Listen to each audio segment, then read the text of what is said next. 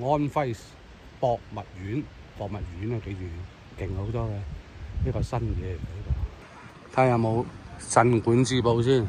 嗰日喺河北咧，見到幾嚿鎮館之寶。呢個新館好似起到幾靚嘅，好似呢度一帶好似有啲似珠江新城嘅新區咁，都幾靚呢度。遠峰輝韻，又好似作得比較徽州府建築。即係安徽有咩歷史咧？我就係知道啲徽派建築好似望落幾靚咁樣，其他真係唔好識喎，真係要望望喎。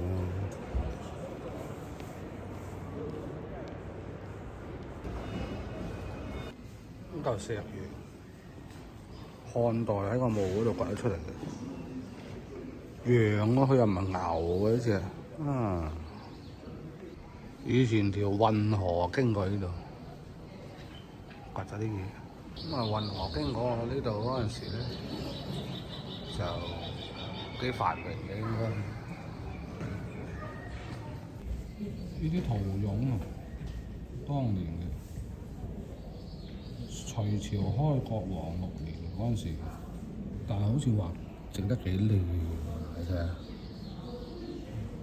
隋朝時候嘅喺呢個地區，睇下幾靚，好似靚過啲兵馬俑喎，雕刻嘅。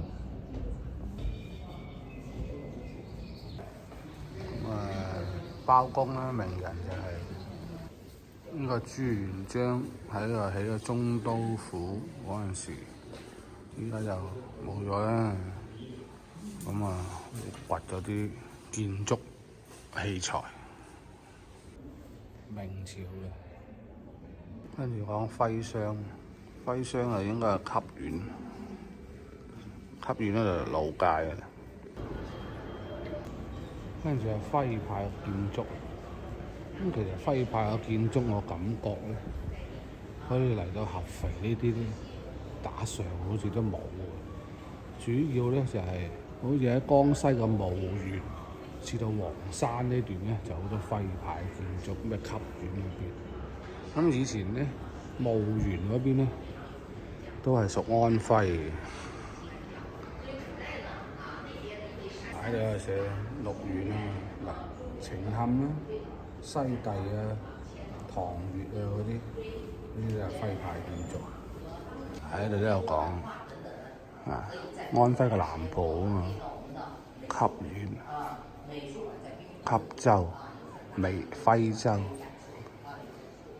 呢一徽呢一忽開始廬源啦，係6個縣啊嘛以前。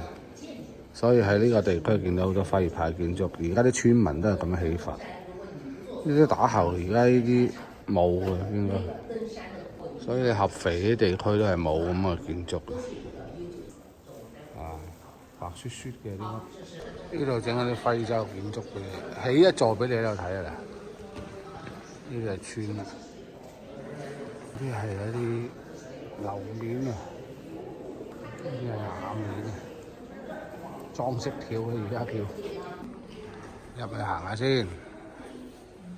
舅舅丟花過來看。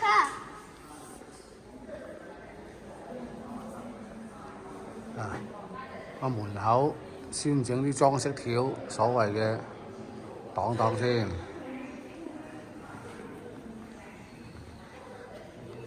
跟住入到嚟，挑鳩晒龍鳳，花幣。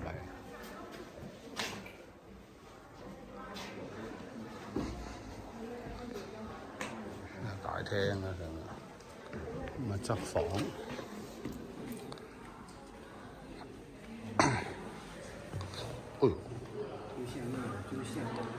啲窗，